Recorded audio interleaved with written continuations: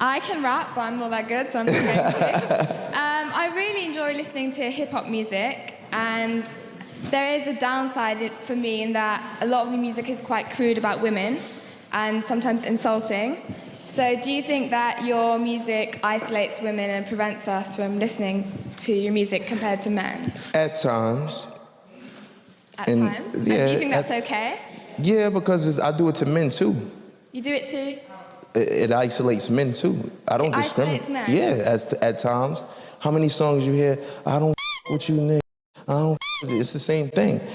You dudes, It's just that we diss men all the time. I don't think it's a point of. You really want to talk about the Rita thing? Is that what this is about or something? Sorry? Or is this about is this like a woman, justice thing about Rita or something like that? Is that what this is? No, I don't listen to Rita Ora. What do you want to battle me right now or something? Like you just like wild aggressive. Do like, I seem mad? Is that not aggressive? I do. I don't know what he's referring to by this Rita Ora thing, so let's investigate. That's a picture of A$AP Rocky and Rita Ora together back in 2012. If you listen to A$AP Rocky's recently dropped new album, At Long Last, A$AP, I believe it's dropped in about 2015, 2016, you might have found yourself taken aback by a very explicit insult on an otherwise great song called Better Things.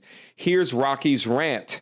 Swear that Rita Ora got a big mouth. Next time I see her, might cuss the out. Kick the out once, cuz she out. Spit my kids out. Damn. Jizzed all up in her mouth and made the bounce. So apparently they were in a relationship way back when, but obviously not anymore. A$AP Rocky is currently with Rihanna, and he seemed to be very perturbed at the end of their relationship for one reason or another. Harsh.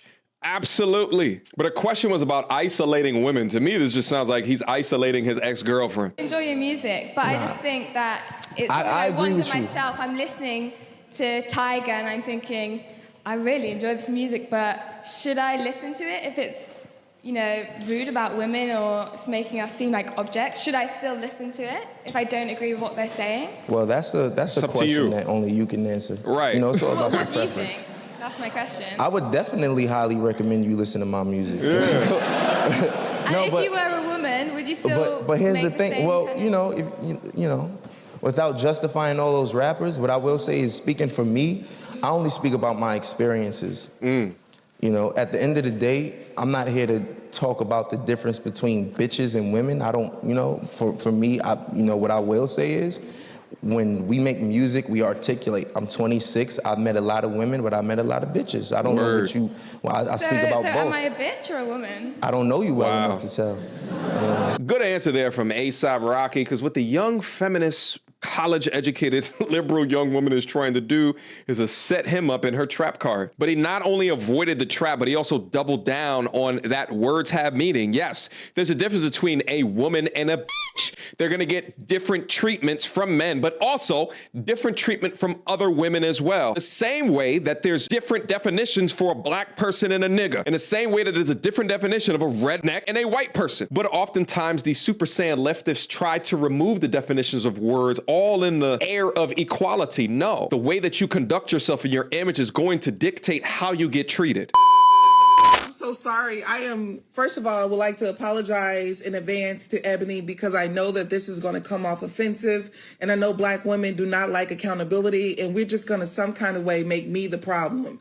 But I just want to say this is a problem. You have a woman who went viral for talking about how him being a bus driver is an issue. Meanwhile, she is a sperm bank to have a kid. Oh, wow. I didn't know she went to a sperm bank. Absolutely disgusting work. You got to think about the generational curses. You got to think about the societal bullshit that we are in to get to this. No, you're not going to a sperm bank because your husband suffered prostate cancer, testicular cancer, was kicked in the nuts by a horse, and can no longer produce his own kids. No, you're going to the sperm bank because you cannot find a man to inseminate you. Absolutely nasty work. Single mothers by choice, but MTR, she's a strong black woman. Can't you hear hurrah from the mountaintops? Shut the First off. Second off, for what? Because you think that your status is so elevated that you can't even consider an eligible good man that drives a bus in lieu of a man that owns the bus. And to think that these are the influencers of a culture is a societal disaster to create single parent homes after because you are unwilling to lower your unrealistic standards and expectations. This is to a T what Kevin Samuels was talking about. He was right. Meanwhile, every other news platform, including The Shade Room, praises you. Are these your leaders? Are these who you want to be? I see things like this and I treat this as an abomination, as what it should be. This is from the new ruling class. They don't appreciate two-parent households. They think that a mother is only needed in order to raise a child. Meanwhile, y'all f***ing these little boys up, just as emotional as they want to be, unable to control themselves. Men with the emotional capabilities of women that continue to wreak havoc on a culture because you can't control them. This is an eligible, dateable, marriageable woman who's at a sperm bank to have a kid with IVF because you ain't got no man. It's absurd. You should be lining them goddamn bus drivers up. Yeah, facts. You should be lining them up. But white supremacy got black women under the impression that this is acceptable. But the bus driver is not. Y'all gonna have to stop blaming white supremacy for your individual choices and decisions. It is not the white man's fault that she is unrealistic. She just did an interview not too long ago with Stephen A. Smith where she said that she walks into the room and the majority of time she's a 9. She's delusional. When she was in her 20s, maybe. But now, no. Being a 9 to a man is relative. She's a 9 to a 60 or a 70-year-old. But this is what reality looks like. This is what the wall looks like. This is not an accomplishment and should be treated like the failure that it is. Going to a healthcare facility to receive the sperm from a turkey baster from a person that you do not know is not a win. But white supremacy got black women under the impression that this is acceptable, but the bus driver is not. Stop it. Get some help. And I'm dumb, and I'm actually not dumb. Period. I'm actually very intelligent. But you don't have to be like smart in everything. I'm smart in my ways, and you want to say I'm dumb for saying that, but okay, like, tell me an interesting fact. Do you know why a gaslight comes on in a car? Okay, sure, go ahead. Tell me. It's because it's a lie. Because if your car is giving you a gaslight and it's telling you, hey, we're about to run out of gas, and you still driving and you hit 0 miles, that bitch ain't gonna stop on you. So it's really just a form of manipulation. That's a fun fact. Wait. You know what's hilarious about this is when she put on her glasses, I thought it was going to be like an Einstein moment, like, oh, she was about to teach me something new, but apparently not.